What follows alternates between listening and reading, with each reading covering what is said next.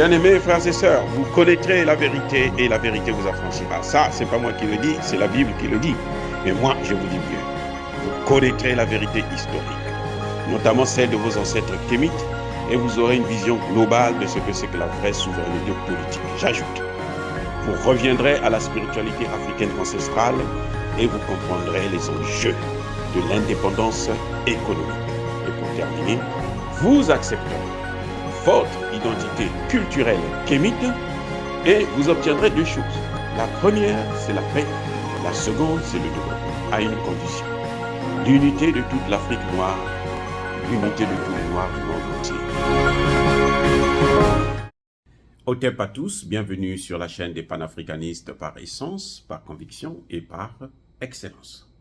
Celle des citoyens kémites par nécessité et obligation de combat. Nous sommes une chaîne qui n'est guidée que par nos ancêtres, et rien que par les ancêtres qui appartiennent à l'égrégore du monde noir. Par conséquent, nous ne croyons en aucun Dieu venu de l'étranger. Toutefois, cette vidéo n'est aucunement destinée à inciter à la haine ou à la violence, car nous menons un combat qui est d'abord et avant tout spirituel, intellectuel et démocratique. Ensuite, il est politique, géopolitique et géostratégique. Contre l'impérialisme, le colonialisme, le néocolonialisme et l'endocolonat, qui sont tous qualifiés de crimes contre l'humanité. Nous menons ce combat sur la base du principe fondamental que nous avons hérité de nos ancêtres kémites, qui est celui de la Mahat, c'est-à-dire solidarité, vérité et justice. Vous êtes donc en droit de connaître la vérité, et nous avons l'obligation de vous dire la vérité, rien que la vérité, afin que justice soit rendue au continent africain. Et ça, c'est notre modeste contribution dans cette noble lutte en faveur de la souveraineté, la dignité, la solidarité et l'unité africaine. C'est exactement cela que nous appelons le panafricanisme. Bien-aimés frères et sœurs, dans une interview accordée par le président Embalo Sissoko, président de la CEDEAO, en exercice, il est revenu sur l'affaire des 46 mercenaires ivoiriens qui ont été libérés. On lui a posé la question de savoir pourquoi ils avaient pris l'ancien ultimatum qui n'avait pas été respecté et pourquoi ils n'avaient pas pris des sanctions, pourquoi ils n'avaient pas frappé, attaqué le Mali. Et là, monsieur, il a plané. Il a plané, il ne savait pas quoi dire. Il s'est défendu en faisant croire que la solution n'était pas celle-là. Alors qu'ils avaient déjà pris des sanctions, ils avaient déjà décidé qu'ils devaient prendre des sanctions. Donc, en quelque sorte, il a reconnu que c'était une intimidation. On a tenté de faire du chantage au Mali, mais ce chantage n'a pas marché d'ailleurs. Et ce qui a fait que ces mercenaires ont été condamnés par la justice. Donc le Mali a affirmé sa souveraineté et l'indépendance de sa justice. Ils ont été condamnés et le président Assimi Goïta a pris une décision souveraine en tant que chef de l'État de gracier tous ces mercenaires. Ce qui m'a frappé, c'est quoi? C'est que M. Embalo Sissoko, il n'a cessé de vanter les mérites d'Alassane Ouattara. Embalo Sissoko a oublié que Alassane Ouattara est à son 3e mandat après avoir tripatouillé la constitution ivoirienne. Et Embalo Sissoko, lui, n'était pas content à l'époque de ce changement, de ce tripatouillage-là des constitutions. Embalo n'était pas content avec ça, quand Alpha Condé l'a fait et quand Alassane Ouattara l'a fait. Mais comme il a été ramené à l'ordre par Emmanuel Macron, qui lui a d'ailleurs déshabillé quand il avait fait un tour en Guinée. Lui a demandé d'enlever sa veste et Embalo Sissoko l'a fait. Vous voyez, vous vous rendez compte. Emmanuel Macron vient en Guinée, il lui dit enlève ta veste, déshabille-toi, en public. Et Embalo Sissoko s'est déshabillé. Bref, ce qui m'a frappé, c'est que dans l'affaire des 46 mercenaires, Embalo Sissoko revient encore à charge contre le Mali en faisant croire que le problème avec le Mali, c'est que ils ont fait un coup d'État. Donc c'est un pays qui ne respecte pas le droit. Vous voyez, c'est un pays qui bafoue les droits de l'homme, le droit de voter, le droit d'un peuple à élire un président. Mais, vous savez, quand vous l'écoutez, vous vous dites, mais ce type-là, est-ce que, entre les oreilles, il a un cerveau ou il a du sable dans la tête? Parce que c'est quand même ridicule de dire que le Mali, c'est une junte, et donc, ils ne sont pas élus, parce qu'il faut respecter la constitution d'un pays, il faut respecter le droit international, ainsi de suite. Très bien. Embalo a oublié que lorsqu'ils ont pris des sanctions contre le Mali, la Cour de justice de la CEDEAO a condamné la CEDEAO. Alors, attendez, je reviens. Lorsqu'ils ont pris des sanctions contre la CEDEAO, contre le Mali, la Cour de justice de la CEDEAO. Donc, ce sont des experts, des juristes qui se sont assis, qui ont regardé et disent que non, ces sanctions-là sont illégitimes, illégales et inhumaines.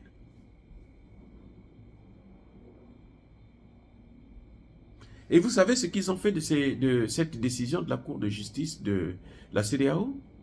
Eh bien, ils se sont assis dessus, y compris Embalo Sissoko. Personne n'en parle. Jusqu'à aujourd'hui, personne n'en parle. Lui, il parle de la violation de la Constitution à travers un coup d'État, mais il ne parle pas de la violation de la décision de la CEDEAO, de la Cour de justice de la CEDEAO. Il dit on doit respecter les textes.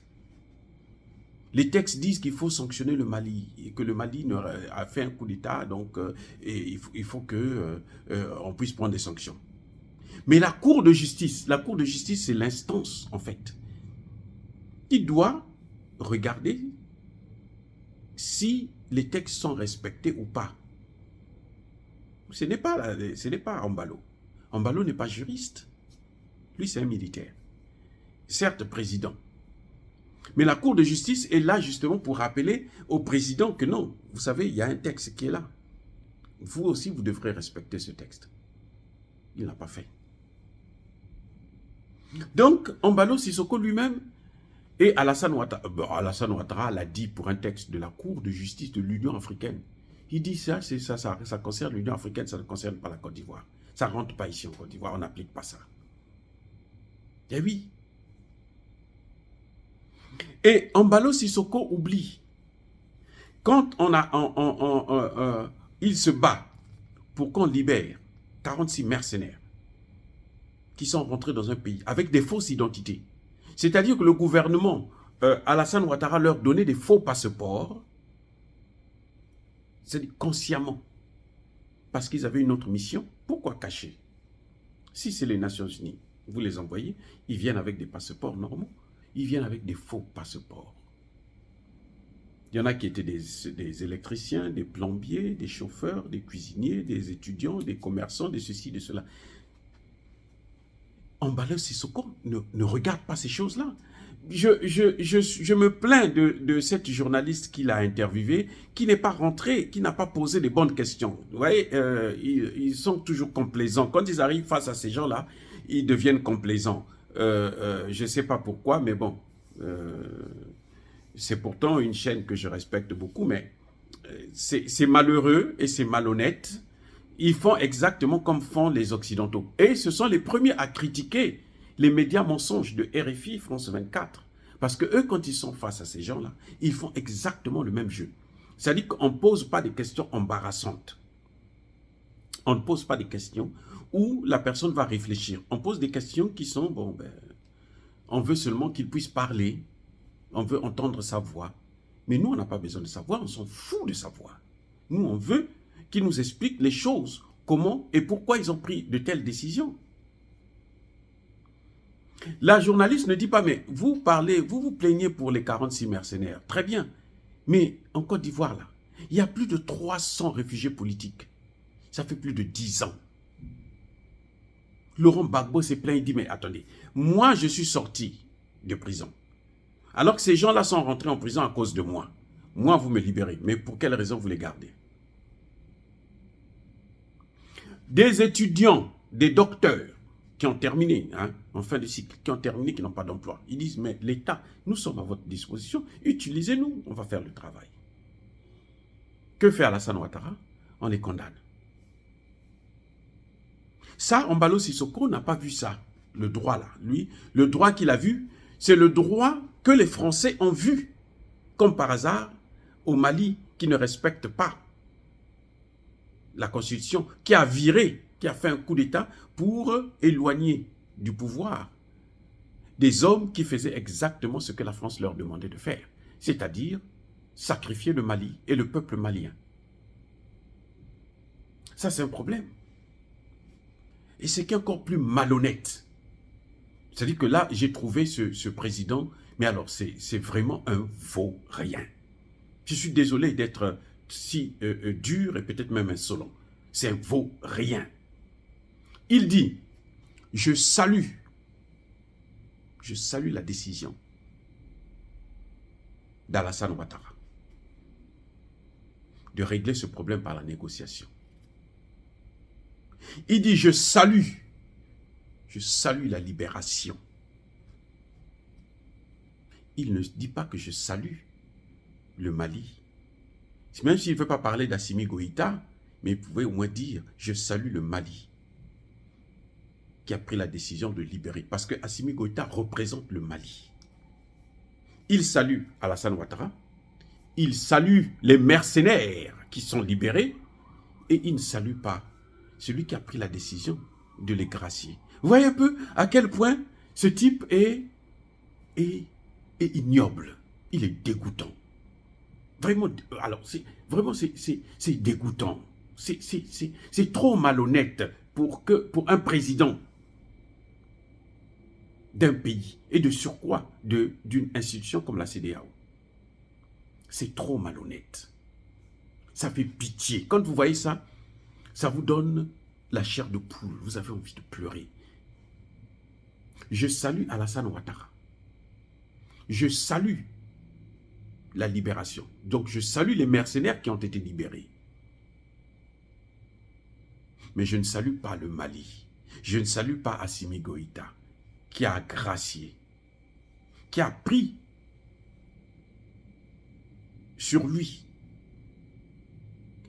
la volonté, la décision d'aller contre la volonté d'un peuple, contre la justice d'un peuple.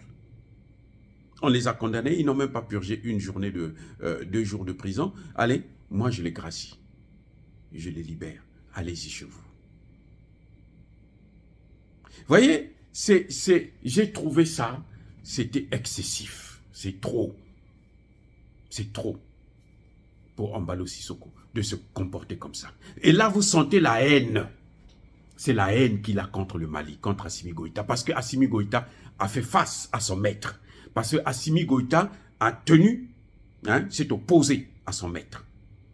Vous voyez, c'est ça, en fait. C'est ça ce qu'on appelle le langage corporel. Je vous ai déjà parlé de ça dans plusieurs de mes vidéos, mais j'en parlerai encore une prochaine fois. C'est ça le langage corporel.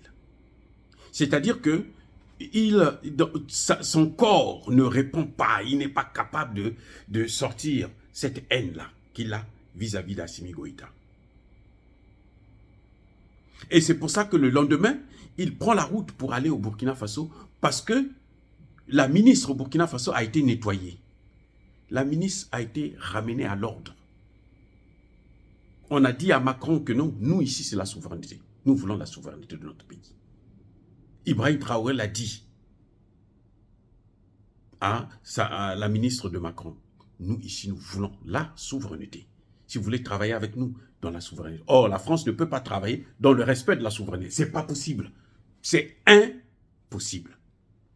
Donc, Embalo Sissoko court pour aller voir Ibrahim pour lui dire que non, écoute, il faut que tu laisses les Français là, laisse les Russes et tu continues avec les Français. Ils sont bien, c'est eux qu'il faut pour ton développement. Voilà ce qui est en train de se passer exactement. Et j'espère que Ibrahim Traoré ne tombera pas dans ce piège. Mais ce type-là, c'est un minable, c'est un malhonnête. Il est minable jusqu'à la moelle épinière.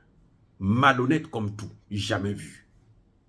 Dire cela, c'est inciter à la haine ou à la violence, non.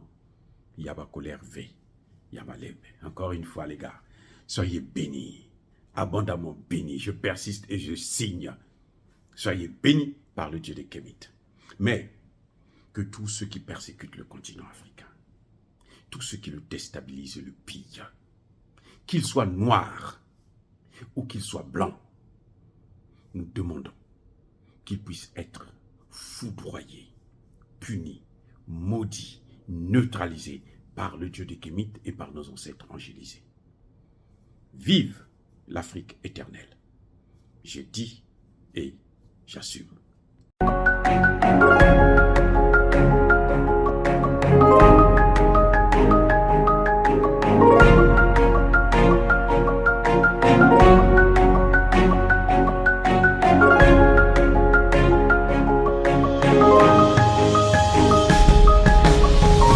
Eux, ils marchent par la foi et non par la vue.